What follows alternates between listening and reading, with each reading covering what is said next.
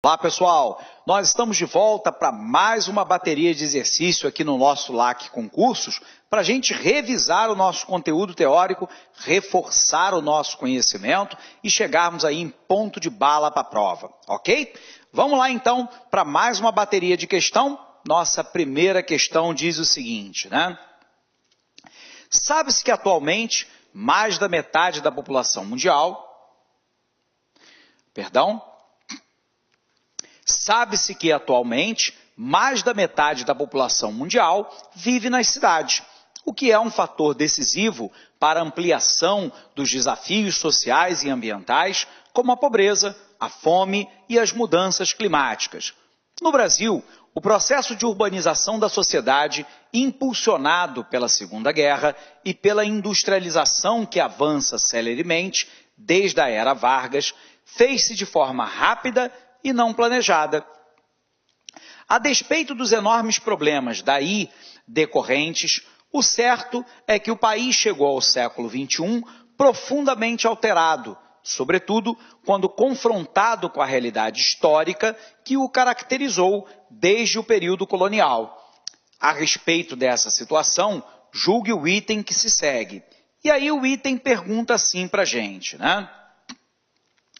Com mais de 80% da população vivendo em cidades, o Brasil contemporâneo demanda políticas públicas para enfrentar problemas que cada vez mais se identificam com a realidade urbana, a exemplo da deficiência em habitação, saneamento, saúde e educação.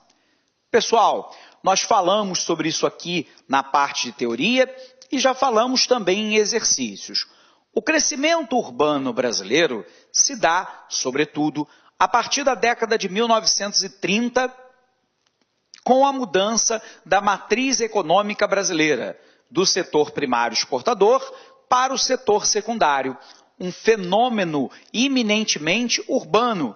Daí a saída da população do meio rural para o meio urbano, notadamente nas grandes metrópoles, fazendo nascer assim no Brasil um processo que nós denominamos de metropolização, de concentração de pessoas e de atividades econômicas no meio metropolitano. Nós observamos que esse meio metropolitano tem um grave desafio na área de habitação. O IBGE, no censo de 2010, verificou que 91,5% do déficit habitacional, o que é déficit, né? Resultado negativo. Então, da falta de moradia, 91,5% da falta de moradia se concentrava no extrato de população com renda familiar de até 3 salários mínimos. Considerando hoje o salário mínimo em torno de 880, significa dizer que essa família tem um ganho, né, mensal familiar, não é por indivíduo, é a família toda, por volta aí de mais ou menos R$ 2.500 por mês. O problema é que, além dessa renda ser considerada uma renda relativamente baixa, porque eu estou falando aí de 2.500, que é até 3 salários mínimos, mas parte dessa população tem renda familiar menor que 3 salários mínimos. Então, observe que essa família é uma família pauperizada, é uma família pobre. Nós observamos que o grau de informalidade da população brasileira é alto. Boa parte dessa população trabalha no mercado informal, sem vínculo empregatício, sem comprovante de renda.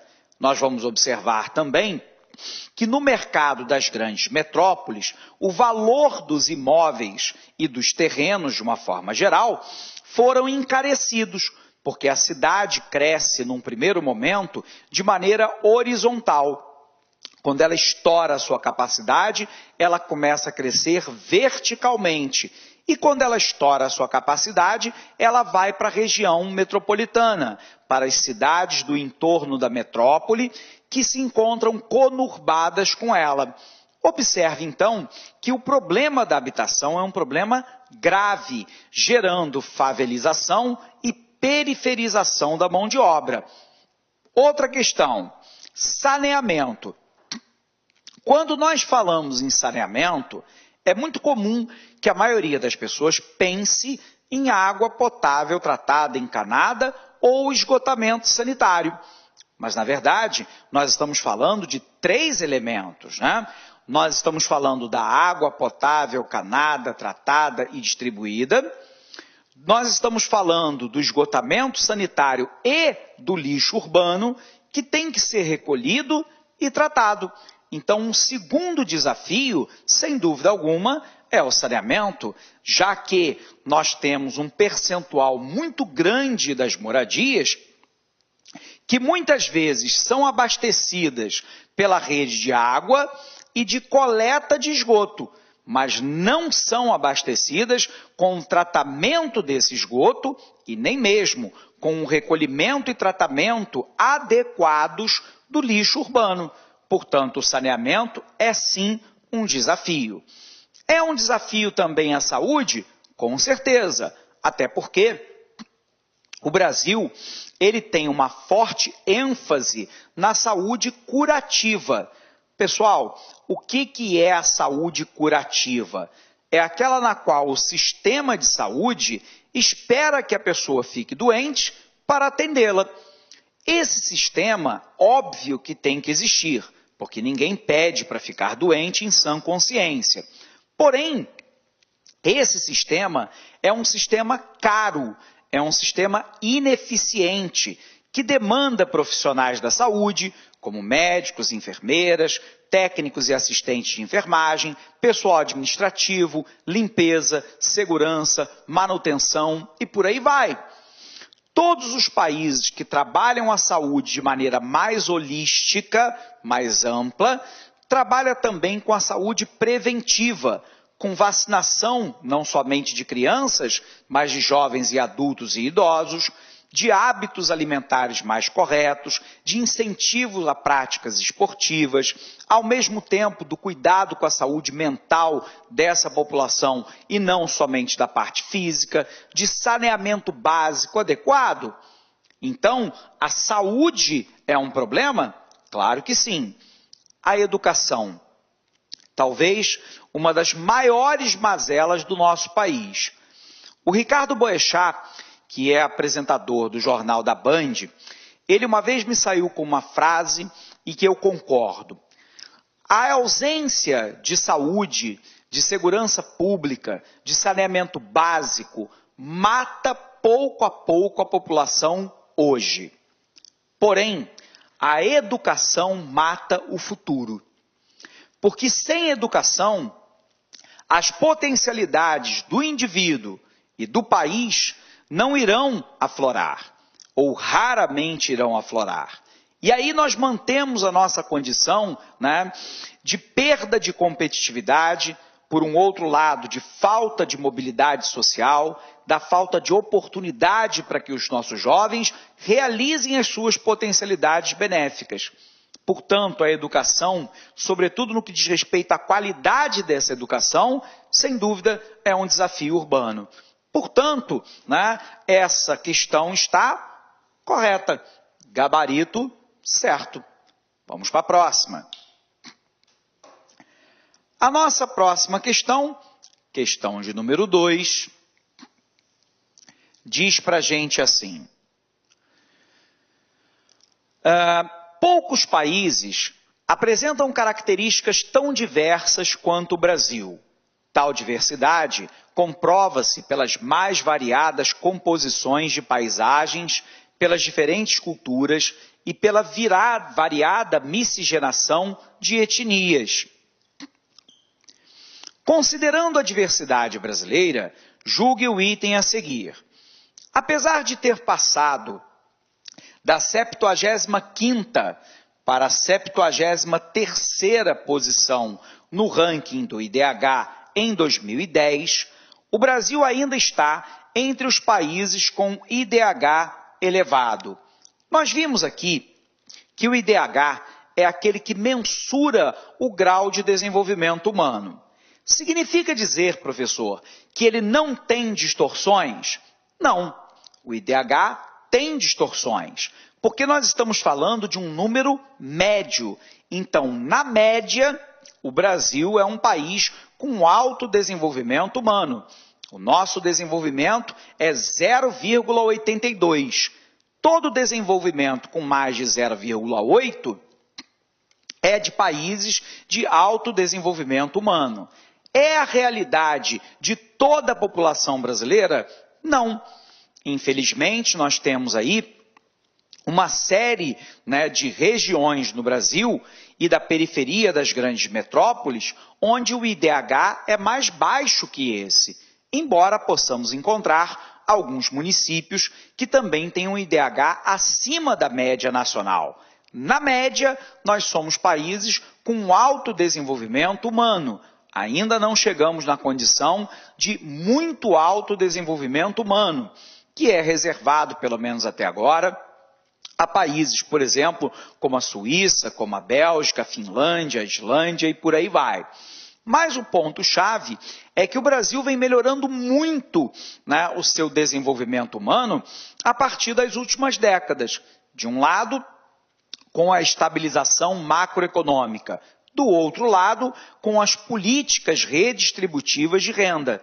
Então, embora o Brasil, ter passado da 70ª para a 73ª posição no ranking do IDH, o Brasil ainda está com o IDH elevado. Alternativa correta. O Brasil está entre os países de IDH elevado, embora isso não seja uma realidade, infelizmente, para grande parte dos brasileiros. Então vamos lá, vamos para a próxima questão. Apagando aqui, nossa questão de número 3 diz assim para a gente. Ela mostra lá a composição etária da população de Rondônia no ano de 2008. Então, em comparação com o ano de 2000. Observe que de 2000 para 2009, o número de jovens caiu. População jovem, população de 0 a 19 anos. Já a população adulta, formada lá pela população de 20 anos ou mais, aumentou. E, ao mesmo tempo, de 2000 para 2009, o número de idosos também aumentou. O que a gente está verificando aqui, pessoal? A redução da população jovem, o aumento da população adulta e o aumento da população idosa. Sair dessa composição para essa composição, trata-se lá da famosa transição demográfica. Eu estou saindo de um país jovem para me tornar cada vez mais um país adulto e, no futuro, cada vez mais um país idoso.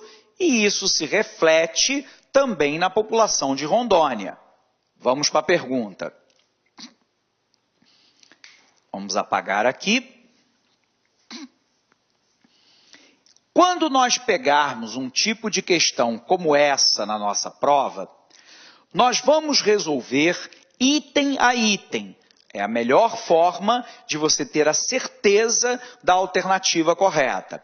Então, vamos lá, A primeira afirmativa diz assim: a evolução da população jovem está relacionada à taxa de fecundidade.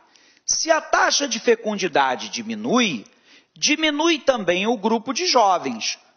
Olá, meus amigos, minhas amigas, sou o professor Luiz Antônio Carvalho e com muito prazer, muita satisfação, estou aqui para fazer um convite muito especial.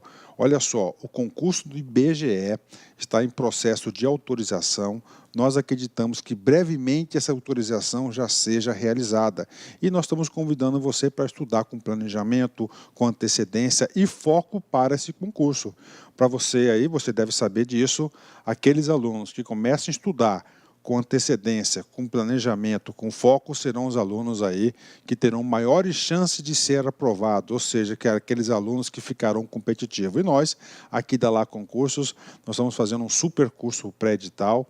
Este curso nosso tem um período de acesso um pouco mais longo, são 180 dias. Durante esse período, você poderá assistir quantas vezes quiser e na hora que desejar o curso. Tá certo? Você vai receber todas essas atualizações. Lembro muito bem que no último concurso que teve em 2016, nós aqui da LAC, nós fizemos um super curso, fomos campeões aí de aprovação de resultado. Então, espero vocês aqui na LAC Concurso com o nosso super curso pré-edital para o INSS, não, para o IBGE 2018. Forte abraço, espero vocês. Fui, tchau.